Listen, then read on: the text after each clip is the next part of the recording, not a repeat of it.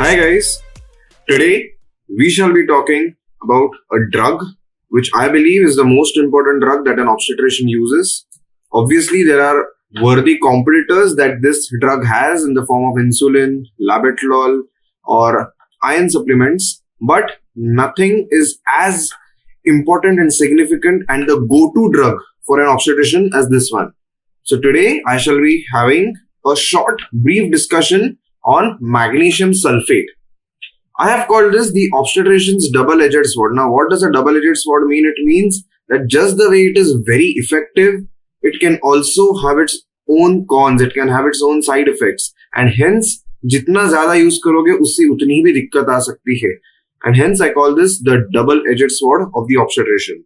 So, beginning off, the first point that I would want to talk about is what is the indication for which this is used in obstetrics. So the first segment of this lecture is going to be what are the indications in which I use this. So the indications by far significance as per an obstetrician are three of them. The first one is severe preeclampsia. So why would I be giving this in severe preeclampsia? Well, as a prophylaxis against the development of eclampsia, to prevent eclampsia. But if I'm unable to prevent eclampsia, and eclampsia does eventually occur, or eclampsia has already occurred before the patient comes to me, then even as a modality of treatment, as a drug that can treat eclampsia, and across several studies, it's been shown that in comparison to several other anticonvulsants or anti-epileptic drugs, magnesium sulfate is known to be the most effective. I'm going to be discussing why for eclampsia, for the management of eclampsia, for both prevention as well as treatment. The third use of it is for fetal neuroprotection. Often we say that neuroprotection is an important function, but a lot of people end up mistaking that it is just for the mother. Obviously, for the mother, if it is going to prevent eclampsia, it is having some neuroprotective effect. But this is also known to have a good effect on the fetus when it is given in certain circumstances, which I'll be talking about again later in this video. So once I'm done with the indications, which are three major ones, how does it act? A lot of people merely end up saying that iska kaam hai membrane stabilization. Well, for an undergraduate student, this is a good enough answer, but for a postgraduate student and for a consultant, for someone who's practicing obstetrics and gynecology as a subject, as a career, this answer does not suffice. So I have a way of remembering it. What's the way? There are 5 different receptors that it acts on. These 5 receptors I would like to remember by A, B, C, D and E. This is a mnemonic that I have developed through which I can remember the action, the mechanism of action. So how does it work? So A se aata hai adenosine. So जो adenosine है उसके action को वो potentiate करता है. So I can call this to be an adenosine agonist. Next आता है gamma amino butyric acid का एगोनिस्ट. नाउ गाबा, इसमें जो बी है वो गाबा वाला बी है agonist. Now if you remember in your undergraduation, in your medicine and in your pharmacology, you have read several drugs like pregabalin, gabapentin, all these drugs, or even your natural endogenous neuroinhibitor, cytokine or a hormone or a neurotransmitter, I would say rather, which helps in preventing seizures. GABA was that one which was having a neuroinhibitory action. So GABA agonist का भी उसका action है. C से आता है उसका सबसे famous वाला action, and that सबसे famous वाला action is going to be calcium channel blockade. So calcium Ca2 plus channel blockade. So C से आया calcium channel block. D से आता है NMDA.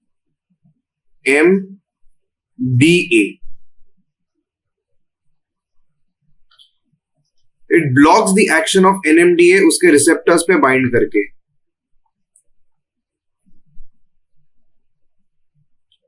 And finally E से आता है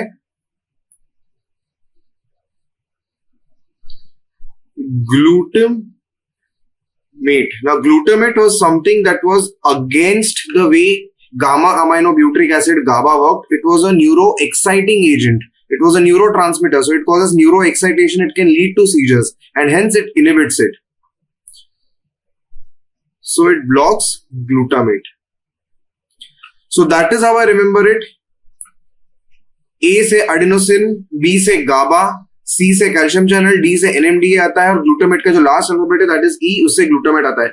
These are the 5 mechanisms, these are the 5 receptors, these are the 5 places in which a magnesium sulfate as a drug works, which is the reason why it is the most effective drug in eclampsia. Fine. So now that I know that it's a membrane stabilizing agent through these actions, I have to give it to the patient. I know it is going to benefit my patient, but there are a few prerequisites. Prerequisites का मतलब है I should know कि ये conditions fulfill हो रही है. 2 major conditions है इसमें. पहला है adequate urine output. The reason being, this is a drug that is secreted or excreted almost 80 to 90% by your kidneys via urine. So if there is impaired urinary output because of preeclampsia, because of severe preeclampsia, this can lead to accumulation of magnesium in your body, and this can lead to magnesium toxicity. So adequate urine output is very important.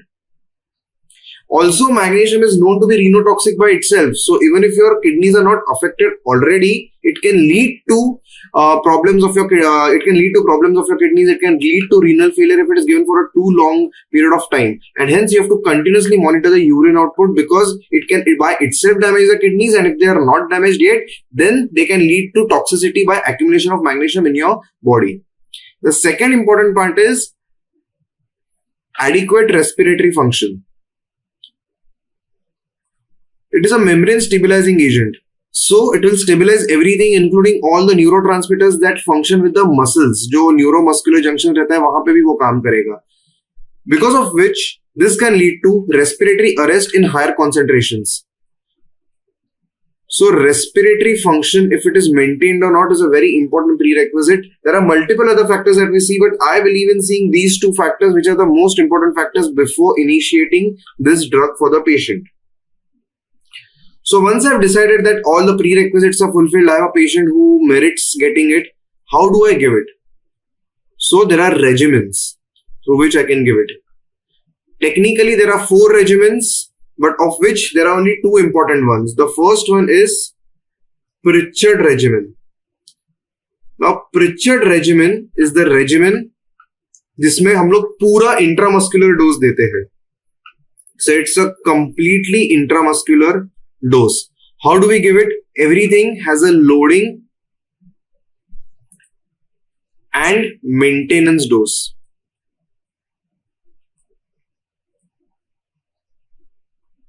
So loading is for all the receptors that are present in your body. You sensitize them and you block them. You go and you attack all the receptors together. Whereas maintenance is for maintaining a steady state in your body. So loading is to fill all the receptors that are present in your body, and hence the loading dose is, in this case, I give 4 gram.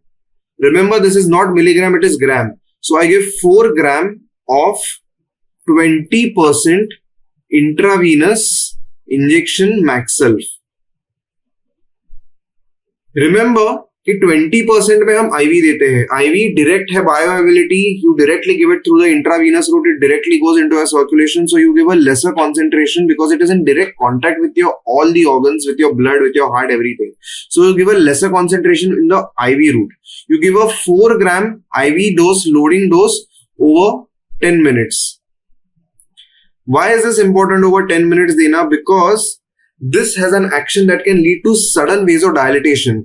This sudden vasodilatation along with mast cell bursting, इसके वजह से क्या होगा? There will be sudden feeling of entire body में sudden feeling of heat or sudden prickly feeling, and the patient will have flushing of the face, and it's a very unbearable prickly feeling all over the body. It feels like the patient is experiencing an excessive amount of heat. The patient says कि बहुत जगह गर्मी लग रहा है, and hence it has to be given very slowly over 10 to 15 minutes. After you have done giving this IV dose, you give the patient 5 gram in each buttock, left and right buttock, 5 gram in each buttock, intramuscularly obviously, 50%. Now, intramuscular is not in direct contact with your vessels. So, your muscles will act as a depot जहाँ पे ये store होगा. So, you can give a higher concentration. So, 50% injection max self is given intramuscularly. Remember though that you have to aspirate before you give it intramuscularly. Otherwise, you will again end up giving it inside your vessels. So, very important. And the maintenance dose for this is then going to be 5 gram in alternate buttocks. Alternate यानी एक के बाद दूसरा, alternate buttocks every 4 hours till 24 hours after delivery or after last seizure episode or last eclampsia episode. यहाँ पे what is the problem though? Why is Pritchard the one that I personally do not prefer? A lot of people, a lot of old timers prefer giving Pritchard, but why don't I prefer it? The reason being, I'll tell you after I explain the next regimen, and the next regimen is going to be Zuspan. So Zuspan regimen is completely an IV regimen. It is something that I personally prefer. उसमें भी loading है, उसमें भी maintenance है. So जब मैं loading की बात करता हूँ, इसमें मैं देता हूं 4 gram of 20%, similar to the Pritchard का part. IV injection mag sulph over 10 minutes.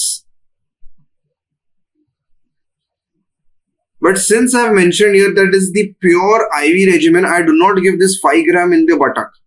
In the maintenance dose, I take 5 gram of injection max self. In the ampule that you get, max self, it is already 50%. So whenever you have to give an intramuscular dose, all you have to do is take it from the ampule and directly give it. Whereas when you have to make it into 20%, you have to dilute it.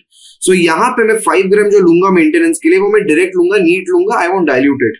इसको मैं डालूंगा in 500 ml of IV fluid. So 500 ml can be of NS, can be of ringer lactate. I prefer ringer lactate, it is because it has a better iron concentration. I put it in there and I start the patient on 100 ml per hour. 100 ml per hour का ये भी मतलब होगा कि उसको 1 gram per hour magnesium sulfate जा रहा है. Because obviously बात है ना, अगर 5 gram I'm putting in 500 ml, it means that 1 gram is in 100 ml. So 100 ml per hour or 1 gram per hour magnesium sulfate is given till same thing, 24 hours after last delivery or last seizure episode. Fine. Now you would ask me, why do I prefer Zuspan? I said that I prefer Zuspan. The reason here is that in Pritchard, first of all, there is this extra dose that I'm giving intramuscularly. So this increases the serum concentrations. Though the serum concentrations are high, you would say that it has a better therapeutic effect. No, that is not the scenario. By increasing these concentrations, it can lead to magnesium toxicity as well, especially in severe preeclampsia, where because of proteinuria, because of prolonged hypertension, the renal function might already be impaired. So in these patients, often the creatinine is also increased because the GFR, that is the glomerular filtration rate, is decreased. So this can lead to magnesium toxicity much earlier than what Zuspan will cause. Secondly, the intramuscular part, every 4 hours I'm giving in the buttock. So every 8 hours वो एक side के buttock पे injection आएगा, because 4 hours पे alternate है. So 8 hours एक जगह पे आता रहेगा.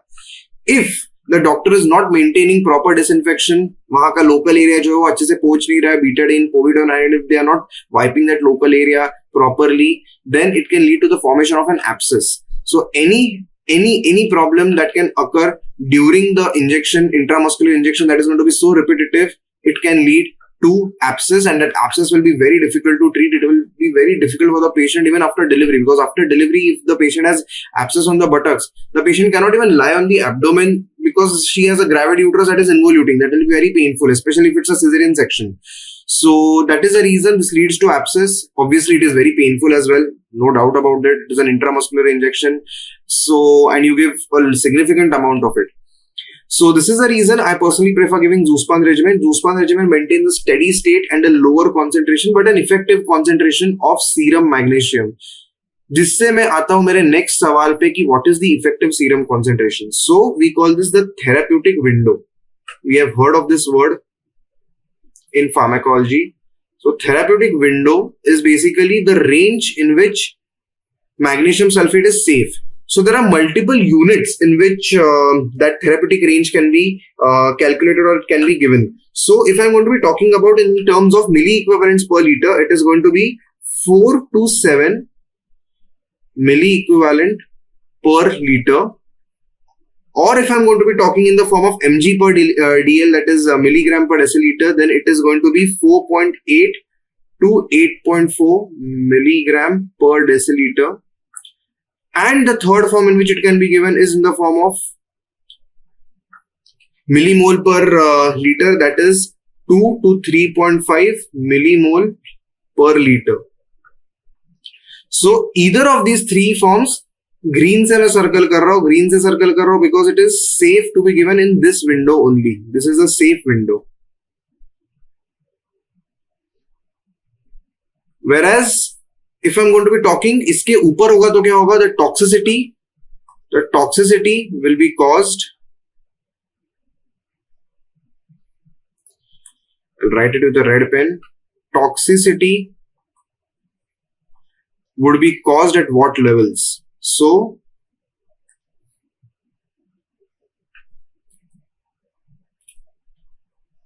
yes. So over here, I'll enlarge this picture for you. यहाँ पे you can see that the toxicity levels are being maintained. I'll enlarge it even further for you. यहाँ पे मैंने mg per dl and millimole per liter के इसमें दिया है. I have not given it in the form of milliequivalent per liter. So whenever you get a report, you ask for serum magnesium, you check for the levels. Ideally, you don't need to check for these levels, by the way. There are few indications, there are few reasons which I'll talk in the last segment of my lecture today, where I have to test these levels. So what are these levels? These levels are, this is the usual level, normal serum level की अगर मैं बात करूंगा तो इधर तक आ जाएगा. Once it starts increasing beyond a certain point, now I have mentioned that 2 to 3.5 is your therapeutic level. Yes, I understand that this is a therapeutic level, but you have to understand that even with the normal dosing of this drug, ये flushing, headache, hyporeflexia and lethargy is common. So these are kind of symptoms that will be there. ये जो normal serum level है, that is before giving the drug. Once you give the drug, this is a therapeutic range and these are the normal side effects of the therapeutic range. So this is the normal therapeutic range यहाँ पे, whereas this is the without drug वाला range. ये range है जहाँ पे तुम लोग drug देते हो, all these things are expected to happen. But once your levels start exceeding that, the symptoms that you start getting is significant drowsiness or somnolence. Also, there is loss of deep tendon reflexes. What are the deep tendon reflexes? Biceps ka reflex, biceps tendon reflex, knee reflex, that is your knee jerks, or you can even test for your mandibular reflex. ये सब जो reflexes है, these are all deep tendon reflexes, especially the knee jerks that we check for. This would start getting lower. Now, for a usual patient, for a normal patient जो है, अगर वो brisk होते हैं, we understand that there is a phase of neuroexcitability that is occurring and the patient is progressing towards eclampsia. Or a patient who is already having had an eclampsia, unme if we test the knee jerks, they will be brisk. But if they start going down, wherein despite stimulation, there is no jerk that is being elicited, so either absent or reduction or loss of deep tendon reflexes is one of the signs of toxicity. Apart from that, ECG changes, which manifest in the form of prolongation of QRS, or you can remember it just as elongation or enlargement or prolongation of PR interval. Bradycardia, again because this is a membrane stabilizing drug, membrane stabilize करता है वो, it reduces the heart rate, and finally after the heart rate is reduced, it also has an action on the smooth muscles of your blood vessels, which leads to a reduction in the blood pressure leading to hypotension. If it still keeps on going उसके भी आगे, it causes a state of complete neurological blockade. This leads to all the blockages in your bundle of his, all the fibers, all your electrical conduction system that is there in your heart, that gets blocked. It leads to a state of complete heart block. It can lead to respiratory paralysis because all your intercostal muscles will be devoid of any nerve supply. All the nerve supply to the intercostal muscles will be blocked completely, so there will be respiratory paralysis. It can eventually lead to coma and a state of shock. And finally, the patient will succumb beyond levels that are this, and death will occur after this. So, what are the signs that I should be looking for? So, warning signs की अगर मैं बात करूंगा, warning signs or signs of toxicity as well, you can call it. A very easy way to remember is हर एक system का एक एक है. So सबसे ऊपर CNS आता है, उसके नीचे मेरा CVS आता है, उसके नीचे मेरा रेस्पिरेटरी सिस्टम आता है, उसके नीचे मेरा स्केलेटल सिस्टम आता है, स्केलेटल सिस्टम ही ऐसे मान के चलो, एंड उसके नीचे आता है मेरा जेनेटो यूरिनरी सिस्टम, बेसिकली मेरा रीनल सिस्टम. सो CNS में सबसे पहले loss of deep tendon reflexes, the first sign of toxicity. Knee jerks elicit किया, ब्रिस्क नहीं है, बंद हो गया है, बिल्कुल भी नॉर्मल नहीं, they are completely gone. So loss of deep tendon reflexes. In CVS there will be bradycardia, but even before bradycardia there will be prolongation of PR interval. Respiratory system में there will be initially bradypnea, wherein there is a reduction in respiratory rate followed by respiratory arrest. Obviously you won't be waiting till a respiratory arrest occurs. So bradypnea, wherein there is a reduction of the respiratory rate below 12 per minute, we call it bradypnea. Systemic lethargy of muscles or loss of muscle control. You can call it paralysis as well, flaccid paralysis. And genitourinary system में reduction in urine output. So urine output कितना? Less than 30 ml per hour or less than 100 ml over 4 hours. So you have to ensure that you are maintaining between this. Now the thing is, you can give a loading dose if your urine output is less than this. So loading dose can be given even if your urine output is below this, or if your serum creatinine is raised, but you can't be giving the maintenance dose, or you have to stop the maintenance dose if your serum creatinine is raised above 1.1 or even 1 for that matter.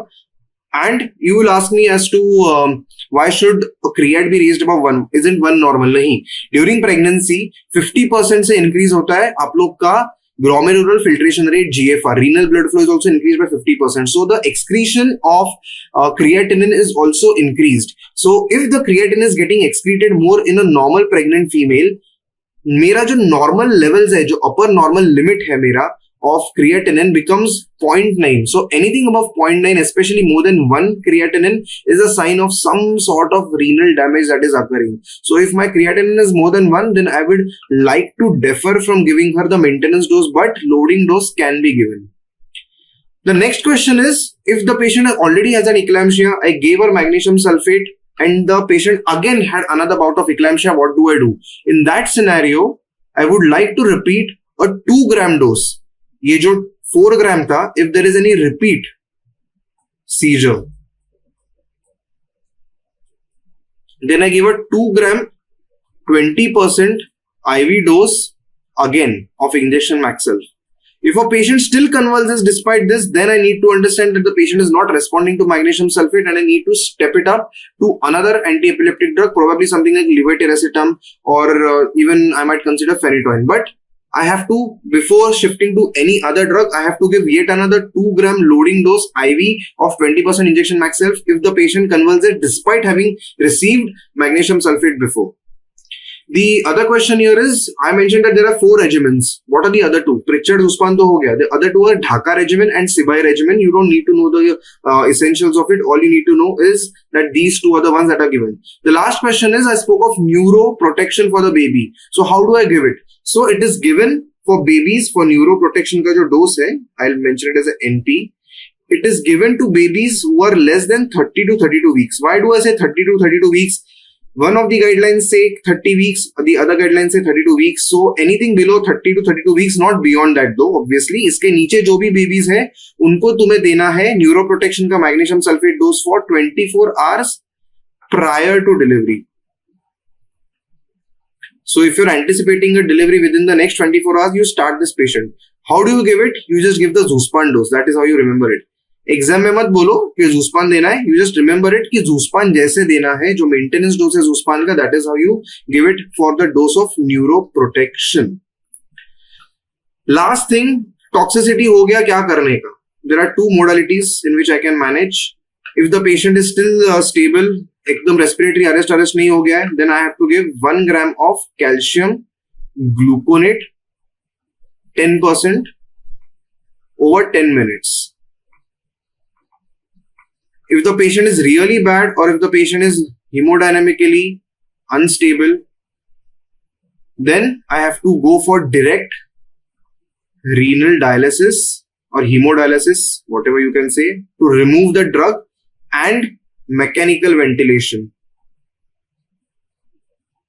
ICU में admit करना है patient को, ठीक है? ICU में manage करना है ऐसे patient को. If the patient is completely non-responsive or the patient doesn't respond to these drugs, that is what you do.